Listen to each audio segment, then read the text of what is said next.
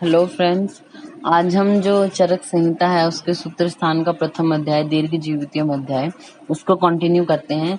तो page number 15 से हम करते हैं जो हमारे षट पदार्थ हैं उनकी परिभाषाओं के साथ। सबसे पहले सामान्य और विशेष की परिभाषा है।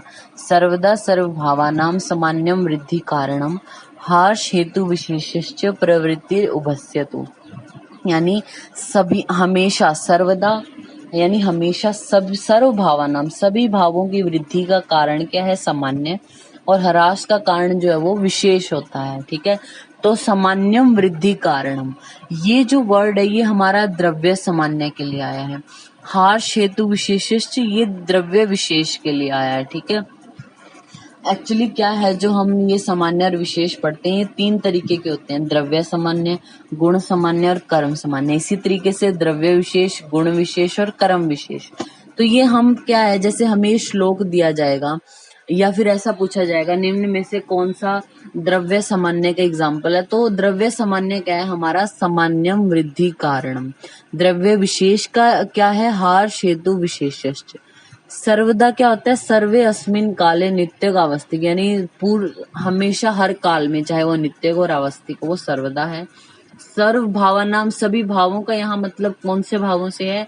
द्रव्य, गुण और कर्म से। ठीक है, अब ये जो विमर्श है इसमें हम देखते हैं सामान्य तीन प्रकार का है, बीच में से ऊपर से 5-6 लाइन छोड़ के। द्रव्य सामान्य, गुण सामान्य और कर्म सामान्य। द्रव्य सामान्य क्या होता है? जब आप में क्या होता है कि मांस की कमी हो रही है, तो आप क्या कर रहे हो? उस पेशेंट को या उस पर्सन को मांस खाने को दे रहे हो, तो मांस की वृद्धि हो जाएगी। यानी द्रव्य वही यूज किया, जो चीज आप में कम हो रही है वही चीज आपने दी है। फिर आता है हमारा गुण सामान्य। क्या होता है गुण सामान्य? क्या होता है, जैसे शुक्र की अगर हमें वृद्धि करानी है किसी में, तो ऐसा नहीं कि हम उसको शुक्र देंगे। गुण सामान्य का मतलब क्या है? उसी के गुणों के समान। जैसे कि हम उसको घी या दूध खाने को देंगे तो उसके गुण भी क्या है? मधुर, स्निग्ध, शीत है। इसी तरीके से शुक्र वर्धक भी ऐसी चीजें होती है, तो जो शुक्र को बढ़ा दे उसके गुणों के जैसा कुछ ऐसा देंगे खाने को, तो वो गुण सामान्य होता है। फिर बात हम करते हैं कर्म सामान्य की। तो वायु का कर्म क्या होता है? चंचल होता है। दौड़ने से वायु बढ़ जाती है। कफ स्थिरता उत्पन्न करने वाला होता है, अर्थात अगर हम बैठ रहे हैं या सो रहे हैं तो उससे कफ की वृद्धि हो जाती है। यानी हम ऐसा कर्म करेंगे, कोई ऐसा वर्क करेंगे हम जिससे वो चीज बढ़ेगी। ठीक है, तो ये हमारे थे द्रव्य, गुण और कर्म सामान्य।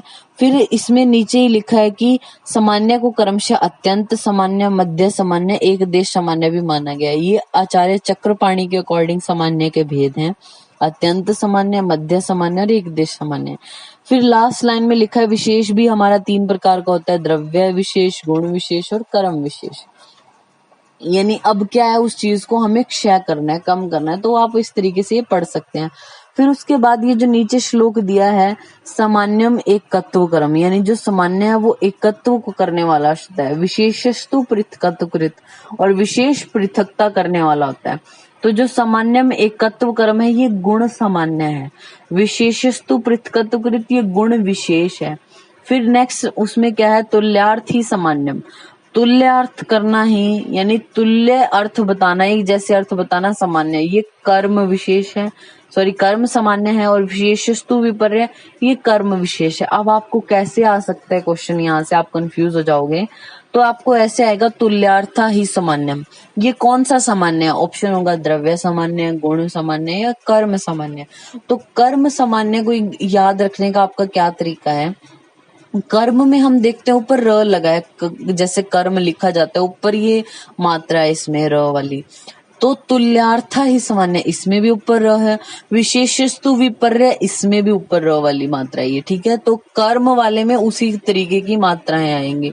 फिर जो नॉर्मल श्लोक हम सबको याद रहता है, सर्वदा सर्वभावानां सामान्य वृद्धि कारणम हार्षेतु विशेषश्च प्रवृत्ति उभस्यतु, वो पूरा श्लोक द्रव्य सामान्य और द्रव्य विशेष के लिए है। और ये जो सामान्य में एकत्व कर्म और विशेषस्तु पृथकत्व, ये गुण सामान्य और गुण विशेष के लिए है।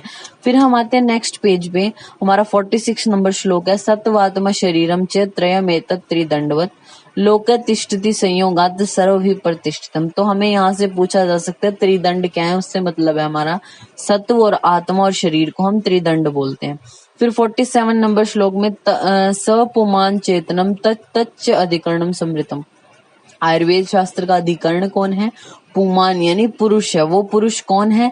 यही जो त्रिदंडात्मक हमारा पुरुष हमने ऊपर बताया, सत्व, आत्मा और शरीर, ये इसको हम पुमान यानी पुरुष बोलते हैं और यही आयुर्वेद का अधिकरण है। फिर उसके बाद 48 नंबर श्लोक में खादिन्य आत्मा मनो काल दिशाश्च द्रव्य संग्रह स इंद्रिय चेतनम द्रव्यम निरिंद्रिय अचेतनम। ख आदि यानी ख हम वर्ड यूज करते हैं आकाश के लिए, तो ख आदि यानी आकाश आदि जो पंचमहाभूत है वो, यानी आकाश, वायु, अग्नि, जल, पृथ्वी, आत्मा, मन, काल और दिशा, ये हमारे द्रव्य संग्रह है। कौन से द्रव्य? कारण द्रव्य। ये जो टेबल बनी है नीचे, कारण द्रव्य, इसके आगे आप लिख सकते हैं 9 होते हैं।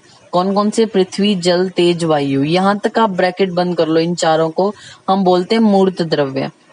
और जो आकाश, आत्मा, मन, काल, दिशा, ये हैं, ये अमूर्त द्रव्य होते हैं 5।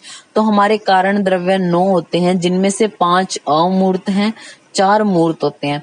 फिर आगे जो ये लाइन लिखी है, स इंद्रिय चेतनम, इंद्रियों से युक्त जो है वो चेतन द्रव्य हैं। निरिंद्रिय अचेतनम, जिनमें इंद्रिया नहीं वो अचेतन है। तो ये लाइन जो है हमारी लिखी गई है कार्य द्रव्यों के लिए। कार्य द्रव्य हमारे होते हैं असंख्य, ठीक है। कारण द्रव्य क्या है? बेसिक है ये तो हर किसी चीज को बना रहे हैं। कार्य द्रव्य, इनसे बनने वाले जो द्रव्य है वो हमारे 2 तरीके के होते हैं, चेतन और अचेतन। चेतन भी हमारा 2 तरीके का, अंतश्चेतन और बहि अंतश्चेतन। अंतश्चेतन क्या है? जिनमें सुख दुख का अनुभव हो रहा है लेकिन वो एक्सप्रेस नहीं कर सकते उस चीज को, यानी अगर उनके ऊपर कोई विपत्ति आई तो अपने आप को वो बचा नहीं सकते। जैसे हम बात करते हैं प्लांट्स की, जैसे जो हमारी लाजवंती होती है, छुई मुई होती है, स्पर्श करेंगे तो सिकुड़ जाएगी, मतलब उसको पता है कि उसको अब स्पर्श किया तभी तो सिकुड़ रही है, तो उसमें क्या है? अंतश्चेतन है। फिर सूर्यमुखी का फल सूर्य के अकॉर्डिंग घूमता है, या फिर हर फार रेवड़ी में मेघ गर्जन पे फल लगते हैं, आम्र में मध डाल दे तो अधिक फलों की उत्पत्ति। ये जो एग्जाम्पल हैं ये अंतश्चेतन के हैं। फिर हम बात करते हैं बहि अंतश्चेतन, इनको आंतरिक ज्ञान भी है और इनके ऊपर अगर कोई विपत्ति आएगी तो ये अपने आप को बचा भी सकते हैं, जैसे मनुष्य है, पशु पक्षी है, इस तरीके से। तो ये जो टेबल बनाया है कार्य द्रव्यों का, ये हम देख सकते हैं 2 तरीके का, चेतन और अचेतन। चेतन हमारे बहि अंतश्चेतन और अंतश्चेतन। बहि अंतश्चेतन में हमारे जांगम द्रव्य हैं, जरायु, जंडत, स्वेदज, जुजबिद। अंतश्चेतन में वनस्पति, विरुद्ध, औषधि, ये सब हैं। अचेतन हमारे प्राकृतिक और कृत्रिम 2 तरीके से होते हैं। फिर उसके नीचे ये हमारा जो है वो जो नीचे श्लोक है वो क्या है? सा अर्थ है, यानी अर्थ, यानी शब्द, स्पर्श, रूप, रसगंध, ये हमारे अर्थ होते हैं। गुरुवादो यानी गुरु आदि जो हैं। सार्था गुण हमारे होते हैं 5। सार्था के ऊपर आप 5 लिख सकते हैं, गुरुवादियों के ऊपर आप लिख सकते हैं 20, यानी गुरुवादी गुण होते हैं 20। बुद्धि, प्रयत्न, अंता, यानी बुद्धि से शुरू होकर प्रयत्न के अंत तक, यानी बुद्धि, सुख, दुख, इच्छा, द्वेष और प्रयत्न, ये हमारे होते हैं 6। परादया यानी परादि गुण होते हैं हमारे 10। गुणा प्रोक्ता यानी ये गुण है, गुणा प्रोक्ता के आगे आप लिख सकते हैं 41। तो आचार्य चरक ने 41 गुणों के बारे में बताया। सार्थादि 5 हैं, गुरुवादि 20, बुद्धि और प्रयत्न से लेके 6 हैं, परादि 10 हैं। तो इसका जो विमर्श है उसमें आप देख सकते हैं, सार्था को हम वैशेषिक या इंद्रिय गुण भी बोलते हैं, गुरुवादियों को शारीरिक या द्रव्य गुण भी बोलते हैं, ये 20 होते हैं। फिर नीचे वाली लाइन में अध्यात्म या आत्म गुण 6 होते हैं, बुद्धि, सुख, दुख, इच्छा, द्वेष, प्रयत्न।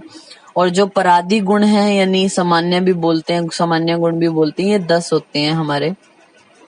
ये क्या होते हैं? अब आप लिख सकते हो पेज पे, चिकित्सीय गुण अगर आपसे पूछे कौन होते हैं तो गुरुवादी गुण होते हैं, यानी चिकित्सा में जो यूज हो रहे हैं वो गुरुवादी गुण है। लेकिन चिकित्सा के सिद्धि के उपाय पूछे तो परादी गुण है, ठीक है। चिकित्सीय गुण हमारे गुरुवादी होते हैं, लेकिन चिकित्सा की सिद्धि में उपाय कौन है तो परादी गुण है। चक्रपाणी क्या बोलते हैं आप वो भी लिख सकते हैं, अनेन त्रिविधा, यानी ये 3 प्रकार का बोलते हैं। कौन से? विशेषिक, सामान्य, आत्म गुणा, चौदिष्टा। विशेषिक यानी सार्थ गुण को ये 5 बोलते हैं। सामान्य में ये काउंट करते हैं गुरुवादी और परादी दोनों को, और आत्म गुण जो ये अध्यात्म गुण होते हैं तो होते ही हैं, ठीक है। जो आचार्य गंगाधर है उन्होंने ये जो 20 गुण है गुरुवादी, उनको शारीर गुण भी बोला है, ठीक है। फिर हमारे जो चक्रपाणी उन्होंने प्रज्ञा के 3 भेद बोले हैं, हमारी धी, धृति और स्मृति। फिर उसके बाद हमारा आता है जैसे जो ये हमारा विमर्श है इतना बड़ा परादी गुणों के नीचे, तो चरक संहिता में तो 41 गुण आ गए, न्याय वालों ने 24 माने हैं, कारिकावली जो है उन्होंने 24 माने हैं। फिर उसके नीचे जो है वो आप जाओगे तो ऊपर नीचे से जैसे 5-7 लाइन में ऊपर लास्ट में लिखा है चरक के परादी 10 गुणों में संस्कार, युक्ति और अभ्यास। आप लिख सकते हैं YAS, यानी युक्ति, अभ्यास और संस्कार, इनको छोड़ा है। कणाद है जो वैशेषिक दर्शन के उपदेष्टा हैं, वैशेषिक दर्शन ने 7 गुण माने हैं परादी, 3 कौन से नहीं माने? YAS यानी युक्ति, अभ्यास और संस्कार को उन्होंने नहीं माना। फिर सबसे नीचे वाली लाइन में उससे ऊपर है कि गुरु मंद हिम स्निग्ध लक्षण सांद मृदु स्थिरा गुणा से सूक्ष्म विशदा विंशति सविपर है। ये भागवत का सूत्र स्थान का फर्स्ट है। ये गुरुवादी गुण है। आचार्य चरक ने जो गुरुवादी गुण है उनकी एक्सप्लेनेशन 25वें चैप्टर में दी है। फिर आता है हमारा कर्म के बारे में। प्रयत्नादि कर्म चेष्टितम उच्यते, यानी प्रयत्नादि के द्वारा जो की गई चेष्टा उसको हम कर्म बोलते हैं। ठीक है। फिर इसके विमर्श में 3rd लाइन में कणाद ने जो है वो 5 प्रकार के कर्म माने। कौन से? उत्क्षेपण, अवक्षेपण, आकुंचन, प्रसारण और गमन। फिर हम बात करते हैं समवाय की। समवाय क्या है? समवायो अपृथक भावो भूम्य आदि नाम गुणेर मता, यानी पृथ्वी आदि जो द्रव्य हैं उनके गुणों के साथ, यानी पृथ्वी का जो गुण है वो उससे अपृथक होगा, अलग नहीं होगा। तो इस अलग ना होने को हम क्या बोलते हैं? समवाय। सनित्यो यत्र ही द्रव्यम न तत्र अनियतो गुणा, यानी जहां द्रव्य रहता है वहां समवाय संबंध से गुण अवश्य रहेगा। कभी भी द्रव्य में गुण अनिश्चित नहीं रहता, यानी जहां द्रव्य है उसके अंदर कुछ ना कुछ गुण जरूर होगा। ठीक है। बिना गुण के कोई द्रव्य नहीं रहता। ठीक है। तो ये आपको लाइन ये लिख के देंगे, स नित्यो यत्र ही द्रव्यम न तत्र नियतो गुण। ये किसका लक्षण है? तो समवाय का। फिर विमर्श में हम जो है वो 7-8 लाइन छोड़ के लास्ट में लिखा है वैशेषिक दर्शन, इसको आप हाईलाइट कर सकते हैं। वैशेषिक दर्शन में क्या बोला है समवाय के लिए? अयुत सिद्धानाम आधार्य भूतानाम, यानी आपको ये यूं लिख कर दिया जाएगा क्वेश्चन, अयुत सिद्ध जो है वो ये किसके लिए कहा गया? तो समवाय के लिए कहा गया।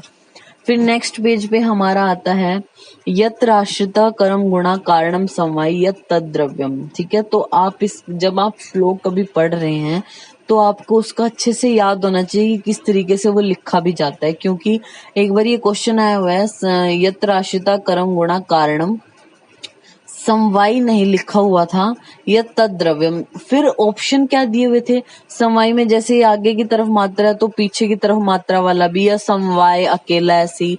तो आपको पता होना चाहिए समवाय किस तरीके से लिखा हुआ है। यत्र आश्रिता कर्म गुणा समवाय यत् तद्द्रव्यम, ये जो है वो आचार्य चरक ने डेफिनेशन दी है द्रव्य की।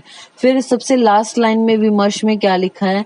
यथा क्रिया गुणवत् समवाय कारणम द्रव्यम, ये सुश्रुत सूत्र स्थान में दी गई, यानी सुश्रुत ने बताई है डेफिनेशन।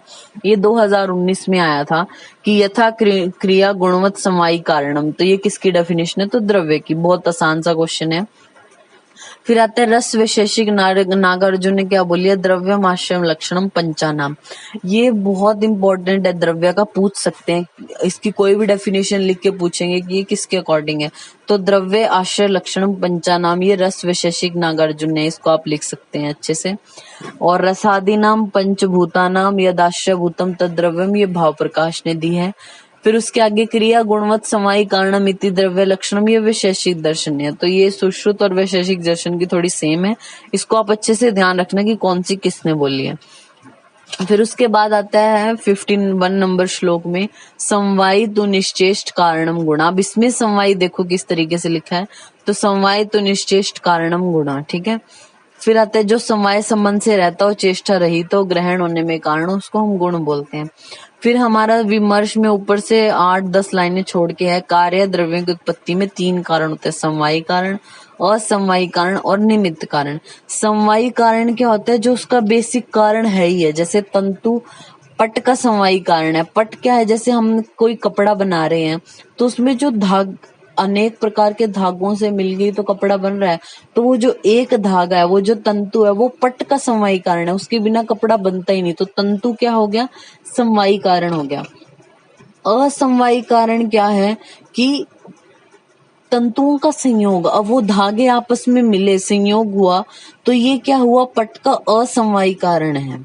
यानी बेसिक कारण जो क्या हो गया, वो तो तंतु ही है, अगर तंतु नहीं होते तो नहीं बनता कपड़ा। तो क्या है समवायी कारण। असमवायी कारण क्या है, तंतु का संयोग होना पट का असमवायी कारण है। निमित्त कारण क्या होता है, जो समवायी भी नहीं है असमवायी भी नहीं है, दोनों से भिन्न है। मतलब जैसे पट की उत्पत्ति, अगर हम कपड़ा बना रहे हैं तो उसमें तुरी, वेम, जुलाहा यानी जो बनाने वाला है कपड़े को, वो सब क्या है, हमारे निमित्त कारण होते हैं। ठीक है, फिर हमारा 52 नंबर श्लोक क्या है, संयोगे च विभागे च कारणम द्रव्यम आश्रितम कर्तव्यस्य क्रिया कर्म कर्म नान्याद अपेक्षते। जो एक के साथ संयोग और विभाग में कारण हो, द्रव्य में आश्रित, उसे कर्म कहते हैं। और कर्म जो उसका संयोग विभाग किसी अन्य की अपेक्षा नहीं करता। कर्म हमारे दो प्रकार के हैं, लौकिक और पारलौकिक। अगर वैसे कर्म के भेद पूछे तो 5 ही होते हैं, उत्क्षेपण, अवक्षेपण, आकुंचन, प्रसारण और गमन। विमर्श में फिर 5-6 लाइन के बाद है वैशेषिक दर्शन। बीच में उसने क्या बोला है, एक द्रव्यम गुणम संयोग विभागेशु अनपेक्षम कारणम कर्म लक्षणम। ये वैशेषिक दर्शन ने इसकी कर्म की डेफिनेशन बोली है, तो आप इसको देख सकते हैं। फिर उसके बाद लौकिक कर्म नेक्स्ट पेज पे हमारे 3 प्रकार के सप्रत्यय, अप्रत्यय और अप्रत्यय, असत प्रत्यय और अप्रत्यय। तो ये इतना इम्पोर्टेंट नहीं है। फिर उसके बाद लिखा है इति उक्तम कारणम, यानी इस प्रकार ये आपको बता दिया है। ये वर्ड किसके लिए आया, इति उक्तम कारणम, यानी षड पदार्थों के बारे में आया है कि षड पदार्थों का निर्देश आपको दिया जा चुका है। फिर उसके बाद ये पूछा जा सकता है इति उक्तम कारणम लिख के कि ऐसा आचार्य चरक ने किसका वर्णन करते हुए कहा। तो आपको और ऑप्शन मिलेंगे, षड पदार्थ होगा, या रोगों के बारे में होगा, या फिर ज्ञान के बारे में होगा। इस तरीके से कोई भी ऑप्शन में आता है। तो षट पदार्थों का जब एंड हो गया, जब उनकी एक्सप्लेनेशन दे दी, तो लिखा है इत्युक्तम कारणम। फिर आता है 53 में कार्य धातु साम्यम ही उच्यते। कार्य क्या है, धातु को साम्य करना। और धातु साम्य क्रिया चोक्ता तंत्रस्य प्रयोजनम, यानी और इस तंत्र का प्रयोजन क्या है, धातुओं को साम्य करना। तो तंत्र का प्रयोजन जो है वो फर्स्ट चैप्टर में है, और आयुर्वेद का प्रयोजन चरक सूत्र 30वें अध्याय में है। ठीक है, फिर उसके बाद आता है हमारा काल बुद्धि इंद्रिय अर्थानाम योगो मिथ्या नैच अतिच द्रव्य आश्रम व्याधि नाम त्रिविधो हेतु संग्रह। त्रिविधो हेतु संग्रह को आप हाईलाइट कर सकते हैं, और पहले काल बुद्धि इंद्रिय अर्थानाम इनको हाईलाइट कर सकते हैं। तो 3 विध हेतु संग्रह क्या है, 3 रोगों के कारण क्या है, काल, बुद्धि और इंद्रियार्थ, यानी हमारा जिसको हम नॉर्मली क्या बोलते हैं, असात में इंद्रियार्थ, प्रज्ञा, अपराध और जो परिणाम यानी काल है, उनका मिथ्या योग होना, न यानी नहीं होना, और अति योग होना। ये हमारे 3 हेतु हैं। ठीक है, इसके ऊपर आप पेज पे लिख सकते हो त्रिविध बोध्य संग्रहाचार्य चरक ने किसको बोला है, PAS, ऐसे याद रख सकते हो आप। पास को बोला है त्रिविध बोध्य संग्रह, यानी प्रकृति, अधिष्ठान और समुत्थान। ये चरक सूत्र 18 में हम बात करेंगे। त्रिविध ज्ञान संग्रह वो बोलते हैं आप्तोपदेश, प्रत्यक्ष और अनुमान को। ठीक है, फिर उसके बाद आता है हमारा 55 नंबर श्लोक में शरीर सत्व संज्ञकम च व्याधिनाम आश्रय मत तथा सुखानाम योगस्तु सुखानाम कारणम समा, यानी हमारे जो मन और शरीर है ये दोनों ही रोगों के अधिष्ठान है। और काल बुद्धि योगस्तु सुखानाम कारणम समय, और योग होना, किन का योग होना, समयोग किन का होना, काल बुद्धि और इंद्रियार्थ, जिससे पहले वाले श्लोक में हमने पढ़ा है। काल बुद्धि और इंद्रियार्थों का संयोग यानी समयोग होना ही सुख का कारण है। फिर आता है आत्मा जो वो रोगों का आश्रय नहीं है, ये बताया है। निर्विकार प्रसत्व आत्मा सत्व भूत गुणेन्द्रियम चैतन्यम कारणम नित्यो दृष्टा पश्यति ही क्रिया। ये उत्तराखंड पीजी में 2015 में आया था। चैतन्यम कारणम नित्यो डैश डैश पश्यति ही क्रिया, ऐसे फिल इन द ब्लैंक्स करके आ गया था, तो दृष्टा वर्ड था। ठीक है, फिर उसके बाद आता है हमारा वायु पित्तम कफश चोक्ता शरीर दोष संग्रह मानसम पुनर्दिष्टो रजस तमेव च, यानी शरीर दोष संग्रह, यानी शरीर दोष कौन से, हमारे वात, पित्त और कफ, और मानसिक कौन है, राजस और तामस। फिर नेक्स्ट पेज में विमर्श में हमारा सेकंड लाइन में पित्तम पंगु कफम पंगु पंगुओ मल धात्व वायुना यत्र नियते तत्र गच्छन्ति मेधवत, ये जो है वह आचार्य शार्ंगधर का कहा हुआ है। फिर शंका में जहाँ पे ये लिखा है उसकी लास्ट में क्या लिखा है, वायु पित्तम कफश्च एति त्रियो दोष समासत, ये हमारे आचार्य वाग्भट के कहने का स्टाइल है इस तरीके से। फिर उसके बाद हम आते हैं 58 नंबर श्लोक पे, नेक्स्ट पेज पे, प्रशाम्यति औषधि पूर्वो देव युक्ति व पाश्रय, मानसो ज्ञान विज्ञान, धैर्य स्मृति समाधि भी। प्रशाम्यति औषधि पूर्वो, पूर्वों का मतलब क्या है? अभी हमने पहले क्या बताया? वायु पित्तम कफश चौकता शारीर दोष, यानी पहले शारीर दोषों की बात की, तो पूर्वों का मतलब शारीर दोषों की औषध क्या है? देव युक्ति व पाश्य, यानी दैव्य पाश्य और युक्ति व पाश्य, और मानसो यानी मानस की क्या है? ज्ञान विज्ञान धैर्य स्मृति समाधि भी। तो आप इसको पेज के ऊपर लिख सकते हैं चक्रपाणी के अकॉर्डिंग। ज्ञान क्या है? ज्ञान होता है अध्यात्म ज्ञान, खुद का ज्ञान, यानी अध्यात्म का ज्ञान करना, तो ज्ञान होता है अध्यात्म ज्ञानम। विज्ञान का अर्थ होता है शास्त्र ज्ञानम, शास्त्र का ज्ञान करना विज्ञान है। धैर्य क्या होता है? अनुन्नत चेतसः, ठीक है। स्मृति क्या होता है? हमारी अनुभूतार्थ स्मरणम, जो अनुभूत किए गए विषय उनको दोबारा याद करना स्मरण यानी स्मृति है। फिर हमारा जो विमर्श है उसमें सबसे लास्ट जो पैरा उसकी थर्ड लाइन में वाग्वट के अकॉर्डिंग क्या लिखा हुआ है? धी धैर्य आत्मादि विज्ञानम मनोदोष औषध परम, यानी मानसिक दोषों का चिकित्सा सूत्र वाग्वट के अकॉर्डिंग धी धैर्य आत्मादि का ज्ञान होना। फिर सुश्रुत के अकॉर्डिंग आप लिख सकते हैं इस पेज पे, मानसो शब्द आदि रिष्टो वर्ग सुखावहा, ये आचार्य सुश्रुत बोलते हैं मानस रोगों के लिए, ठीक है। फिर उसके बाद ये जो हमारे वात पित्त आदि हैं इनके गुण बताए गए हैं, सबके वात के भी पित्त के और कफ के सभी के साथ साथ गुणों के बारे में बताया है। रुक्ष सबसे पहले वात के लिए बोला है, रुक्ष शीतो लघु सूक्ष्मश्चल अथ विशद खर विपरीत गुणे द्रव्य मारुते सम प्रशाम्यति। आप इसको याद भी कर सकते हैं, इसमें याद करेंगे संस्कृत में तो याद रहेंगे आपको सातों गुण। तो पूछा गया था एक बार क्वेश्चन, वात का सबसे प्रधानतम गुण क्या है? तो यहाँ पे जब गुण बता रहे हैं तो रुक्ष का वर्णन सबसे पहले किया गया, तो रुक्ष गुण सबसे ज्यादा जो है वो प्रधान होता है। वात का स्पर्श जो है क्या होता है? शीत होता है, लेकिन वैशेषिक दर्शन मानते हैं अनुष्ण शीत होता है, ना ज्यादा शीत है ना ज्यादा उष्ण है, ठीक है। फिर इसके विमर्श में जो सेकंड पैराग्राफ है जो सुश्रुत संहिता में आया है उसके लिए बोला है कि वायु के गुण वहां पे क्या है? अव्यक्तो व्यक्त कर्मा च रुक्ष शीत लघु खर द्विगुणश्चैव, द्विगुण वाला, दो गुण कौन से?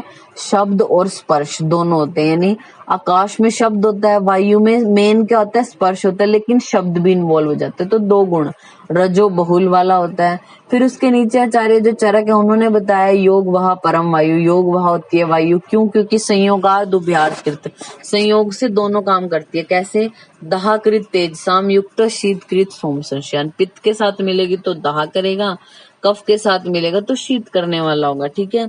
ये वात के बारे में हमने बात की। फिर पित्त के बारे में बात करते हैं, सस्नेहम उष्णम तीक्ष्णम, यानी सस्नेह यानी ईषत स्नेह युक्त, उष्णम और तीक्ष्णम, द्रवम अम्लम सरम कटु विपरीत गुणे पित्ते द्रव्यम आशु प्रशाम्यति।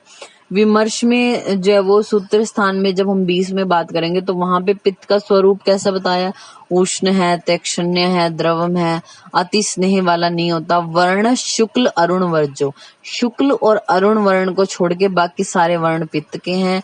गंधश्च विश्रोग, विश्र गंध है, रस कटु अम्ल है, सर है, ये पित्त के आत्म रूप है। फिर आचार्य सुश्रुत ने पित्त के गुण बताए, पित्त हमारा तीक्ष्ण द्रव पूती, ये नीचे से थर्ड लाइन है जो उसमें लिखा है, पूती है, नील पित्त है, उष्ण है, कटु है, विदग्ध अम्ल मेवच, यानी नॉर्मल जो रस होता है पित्त का वो कटु है, लेकिन जब वो विदग्ध हो जाए तो अम्ल हो जाता है।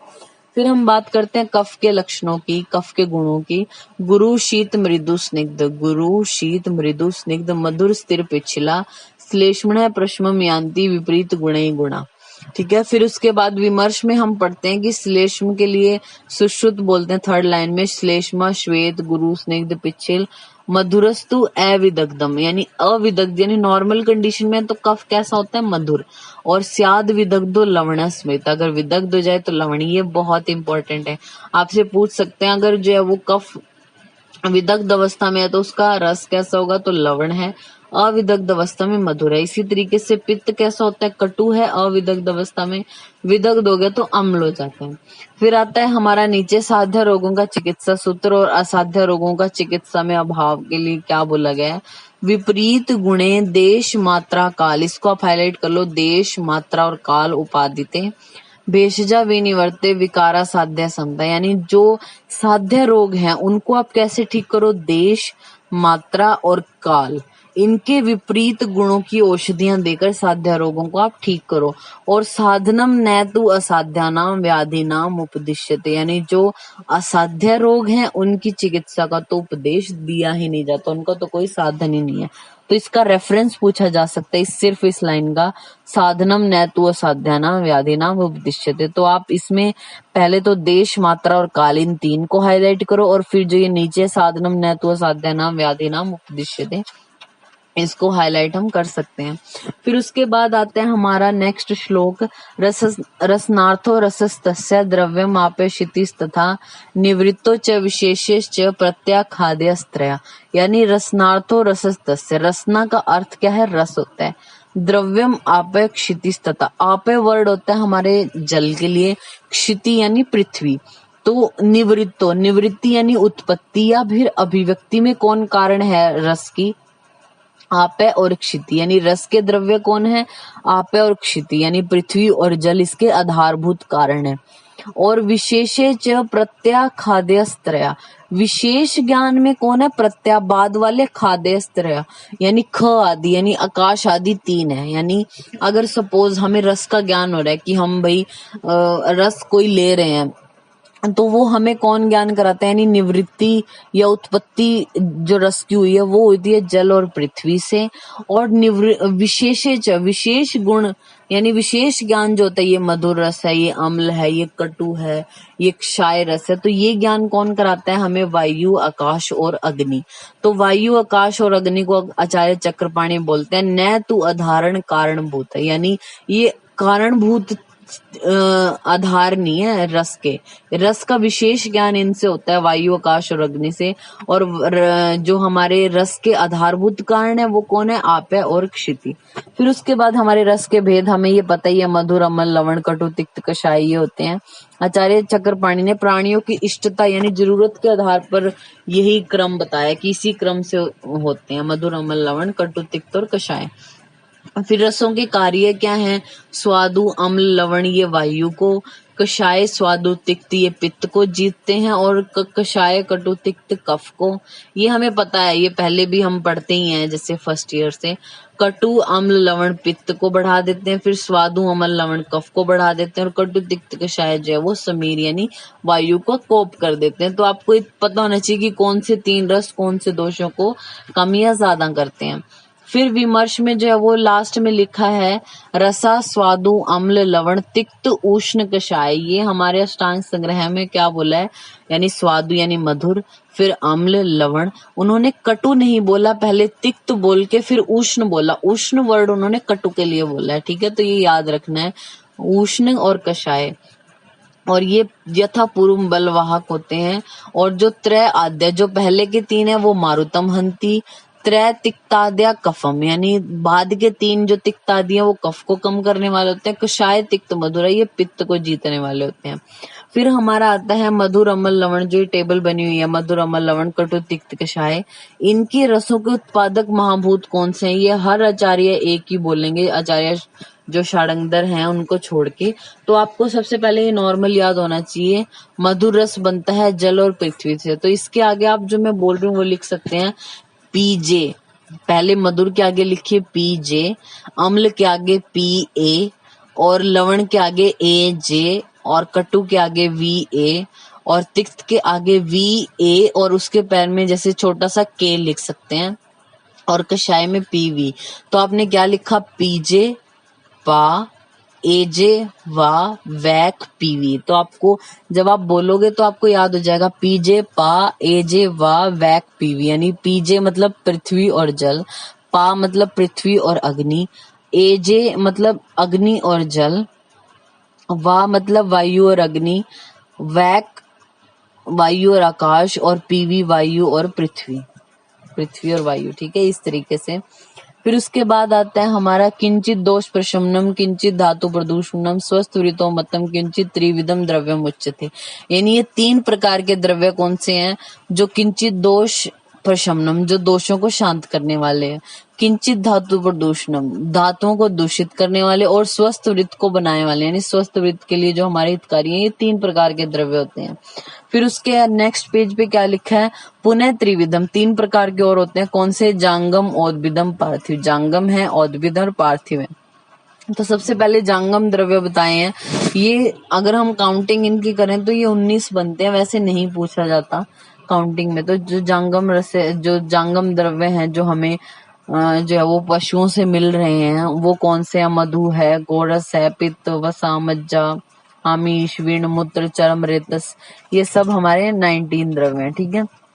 फिर उसके बाद आते हैं हमारे पार्थिव द्रव्य जो हमें पृथ्वी से मिल रहे हैं। स्वर्ण, समला, यानी चक्रपाणी ने शिलाजितु को बोला है समला। पंचलोहा, सिसिक्ता, सुधा, मनशिला आदि ये भौम द्रव्य हैं। फिर उसके बाद आते हैं औदभिदम। औदभिदम तो चतुर्विधम, जो औदभिद द्रव्य हैं वो हमारे 4 प्रकार के। कौन से, वनस्पति, विरुद्ध, वानस्पत्य और औषध। वनस्पति आप सोचो, व न आद स प ति ऐसे लिखा जाता, तो वन के आगे आकर नहीं है। वनस्पति यानी एक ही चीज है, तो फले वनस्पति, यानी वनस्पतियां क्या होती है, जिनमें सिर्फ फल आते हैं। और पुष्पे वानस्पत्य फले रपि, वानस्पत्य में व को आकर डंडा, यानी कोई चीज साथ में है तो दोनों चीजें हैं, यानी पुष्प और फल जिसमें दोनों, वो वानस्पत्य। ये याद रखने के लिए बताया है। औषधे फल पाकंत, यानी जब फल पकने के बाद कोई चीज नष्ट हो गई, जैसे गेहूं है, जब वो पक जाएगी तो वो खत्म ही हो जाती है, तो क्या होता है, उसको हम औषध बोलेंगे। और प्रताने विरुद्ध स्मृता, जो प्रतान होती हैं लताएं टाइप की, वो हमारी विरुद्ध होती हैं। ऐसे ही आप पेज के ऊपर लिख सकते हैं, आचार्य भाव प्रकाश बोलते हैं औदविदम पंचविधम, वो औदविद को 5 प्रकार का बोलते हैं। कैसे, उन्होंने विरुद्ध ना मानकर, जो ये 3 तो ऐसे ही बोले, वनस्पति, वानस्पत्य और औषध, विरुद्ध नहीं माना और उसकी जगह शुप और वल्ली माने हैं। इस तरीके से उन्होंने औदविदम पंचविधम माने हैं। फिर विमर्श में हम सुश्रुत के अकॉर्डिंग सबसे पहली लाइन में पढ़ते हैं, ए पुष्पा फलवंतो वनस्पति, यानी जिसमें पुष्प नहीं है, फल होते हैं सिर्फ, वो वनस्पति हैं। जैसे कि हमारे गुलर हो गया, वट हो गया, इस तरीके से। फिर नीचे जहां विमर्श में ऊपर से 3rd लाइन में, 3rd या 4th लाइन में देखो, फल और पुष्प दोनों होते हैं, उनको वानस्पत्य या वृक्ष कहते हैं। वृक्ष आचार्य सुश्रुत ने वर्ड दिया है, पुष्प फलवंतो वृक्षा।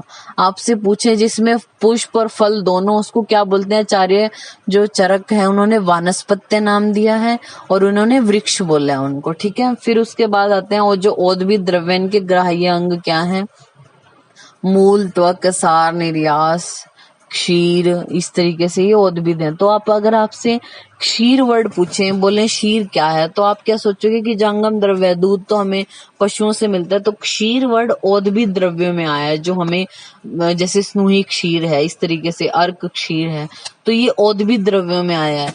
जो हमारे